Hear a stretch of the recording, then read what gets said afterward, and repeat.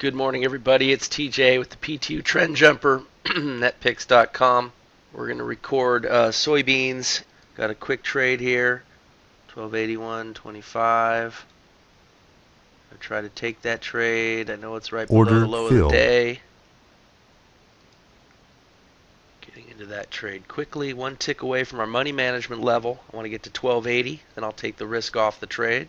There was this fast-moving setup here. It happened faster than I can grab it, so that's a good thing. And there we are hitting money management, and now I'm in a risk-free trade. This is one of the reasons I love trading soybean futures. If it could push through and get me to my target, I will be in and out, and a great way to finish my Friday soybean session.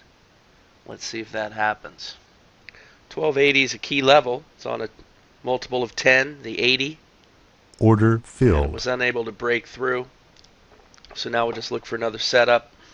And the euro yen is putting together a really strong move this morning. That trade plan working great. Let me show you the euro yen really quickly here while we're waiting for a setup. And I got to pay attention to soybeans. We might be getting a short trade here. So the euro yen got short here, and it was able to add to its position. And both positions are heading lower, obviously full targets and trailing, and I'll walk you through this in greater detail in a moment. I just want to make sure I don't miss the next setup in case soybeans pushes lower. Alright, I'm going to keep my eye on soybeans and talk to you a little bit about EJ here. The trade plan starts at 8:20. Okay, so you come into the session like this, there's a setup here, it's at 8:05. By the time this bar closes, it closes at 8:20, and there is a new setup, but when we start our session we want to go for the closest trade, and so we're going to end up getting in sync with the earlier trade because it's closer. We're going to get into it quicker, in other words, and on this bar here where the white arrow is, it triggers in, okay, and that enters at 131.99. And if you've watched some of my earlier videos, you know that we require 12 pips to the middle target. Okay, 2 pips of spread, meaning a 10 pip profitable trade to that middle target. And if it's smaller than that, then we're going to ignore the targets, and we're going to go for 15 pips for our first position. We're going to go for 25 pips for our second position, and then we're going to trail the third. Okay, so we're going to go from 99 to 84 and 74 on this particular trade. Now, if it continues to trend, it can give us a new setup that's beyond or lower than our earlier setup. We can take that trade as an add-on as well. Okay, so I mean, any one of these pink trades would work. I like the trade that's breaking down below the swing levels. It clearly shows that the market's trying to trend. And so the blue trade is the one I would select, because you really want to take advantage of momentum moving in the direction of your trade. And the pink trades, you know, those would qualify. I mean, you could take those too, but they haven't triggered in yet, and then you could see that there's a trade that actually pushes through a little deeper. So you would get into that trade at 94. You never get in right on a 5 or 0. It's just one of the things we teach in training. And this trade also is a small trade, so you have to ignore those targets, and you would go 15 pips and 25 pips on those as well. So we're going to go from 94 to 79 and to 69 on this trade. If I'm in the pink trade and I'm going my full 10 pips, even though it's past the target, then I'm going to lock in a pip and take the risk off the pink trade. As soon as I get 10 pips on the blue trade, I'm going to do the same thing. That rule really helps us, because look at how this goes from 99 all the way down here to about 92. Well, it still hasn't gone 10 pips, and so we're not moving our stop on the pink trade. Okay, we're still on the hook for the full risk. One thing you learn about Trend Jumper is that you have to give the trade the time it needs to develop. Okay, it's very important. So we'll come back and look at this further. And you can see that EJ did end up stopping out.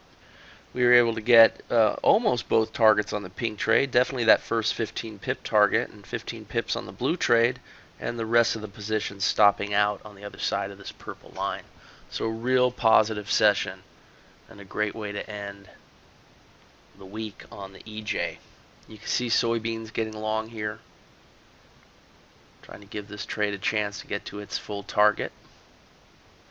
And soybeans finally pushing through that point of resistance. Need to get one tick higher to get to risk-free again. There it is. Look at that. Remember I said it would burst through? We're one tick away from full target. Order filled. There it is. There's our full winner on soybeans. Patience pays.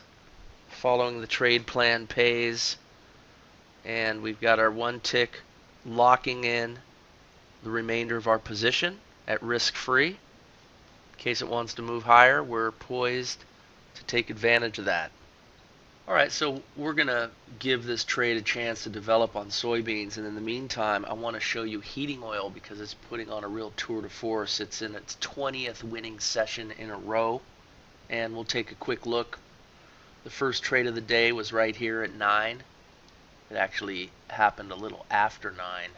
So that one we just let go because it was a little before our start time and moved too quickly. So then we're looking for the next trade, and it's this one here. Comes down, hits money management, doesn't quite get to the full target, comes up, stops out with one tick, get another setup right afterwards. That one goes the distance, hitting the full target, and the trailer coming all the way down and still going. And that's heating oil. Heating oil has been a dream market for those who have taken the time to really learn how to trade it. It's been absolutely phenomenal. 20 winning sessions in a row on heating oil. And if you think about it, 5 sessions a week, that's a full month without a losing session using the trade plan that we use here. Remember, we have one tick locked in on soybeans. And heating oil finally just stopped out of an amazing trade right here at 2.9987. Soybeans trying to survive. You can see this bar finally closed. The stop moves up. We already had our stop moved up because we know the rules of the trade plan. And we may not get any more out of this. We'll take what the market wants to give us. That's our philosophy. It continues to work for us over and over again. And heating oil got 111 ticks on this move down. Order filled. And you can see soybeans stopped out right there. Alright, and heating oil finished with 151 ticks on the session and 372 ticks on the week. Very positive session, very positive week, 20 in a row for heating oil. I hope everyone has a great weekend. Thanks for joining me on this short video, everybody. This is TJ with the PTU Trend Jumper, and I'll see you next time.